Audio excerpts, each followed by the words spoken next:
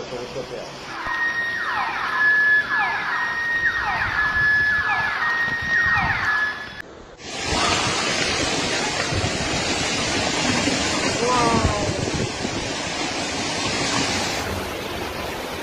Uite, mașina aia iasă în stradă. Tată, pe calea București,